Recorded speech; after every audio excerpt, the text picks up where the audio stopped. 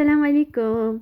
اهلا وسهلا بكم. انا اليوم راني بزاف فرحانه باسكو راني رايح نشارك معكم واحد الوصفه، وصفه جديده على قناتي.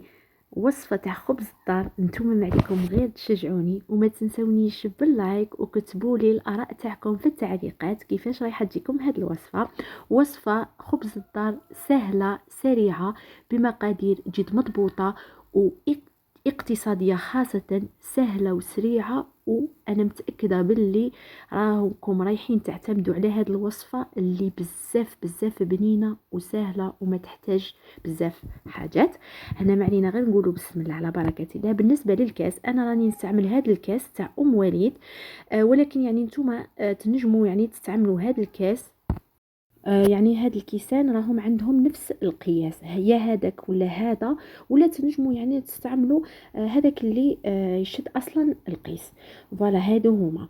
يعني بالنسبه للبلدان الاخرى اللي ما عندهمش هاد الكاس، هنايا راني محتاجه كاس تاع ما يكون دافي، مغرف كبيره تاع الخميره، خميره تاع الخبز، بيض، البيض والصفر البيض نحيناه للتزيين، ولكن البيضة هنايا لازم تكون على درجة المطبخ، يعني الحرارة تاعها تكون خارج الثلاجة. نحتاج مغرف كبيرة تاع السكر وثلاثة مغارف كبار تاع الزيت العادي، زيت المائدة. نجو هنايا نخلطوه كامل كيما هكا. كيما قلت لكم الماء هذاك يكون ماء سخون ولا نقولوا دافئ، ولكن ماشي سخون بزاف باش ما تخسركمش يعني الخمور تاع الخبز هذا. فوالا نجو نخلطوه كيما هكا. يعني وصفة سهلة سهلة سهلة وجد اقتصادية. وهنايا نزيدو مغرف كبيرة تاع الخل، يعني الخل اللي عندكم عادي. انا استعملت الخل الابيض، ولكن نتوما اللي يعني عندكم تنجموا تستعملوه. نعاودو ثاني نخلطو. هنا نحتاجو 2 كيسان تاع الفرينه.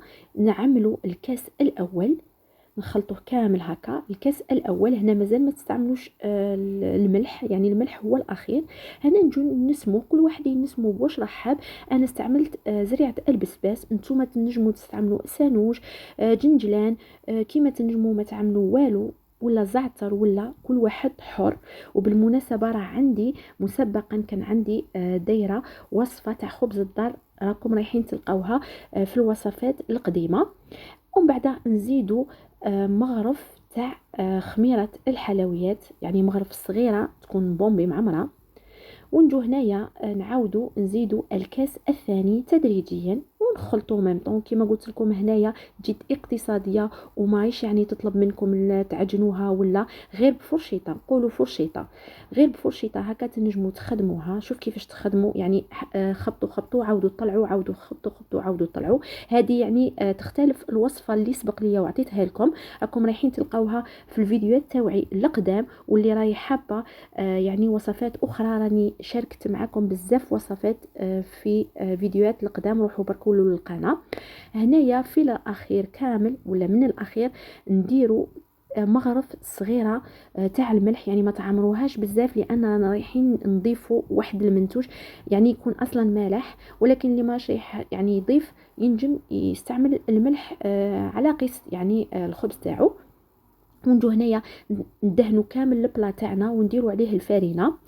ونجو نحطوه العجينه تاعنا. هنايا بالنسبه للمول انا استعملت هذا، يعني كفاني ل5 اشخاص، يعني خبزه صغيره هكا. نتوما الى حبيتوا كبيره تنجموا برك تضعفوا المقادير. يعني حنايا الله يبارك 5 اشخاص، ولكن 3 اولاد مع انا وزوج تاعني، يعني كفاتنا.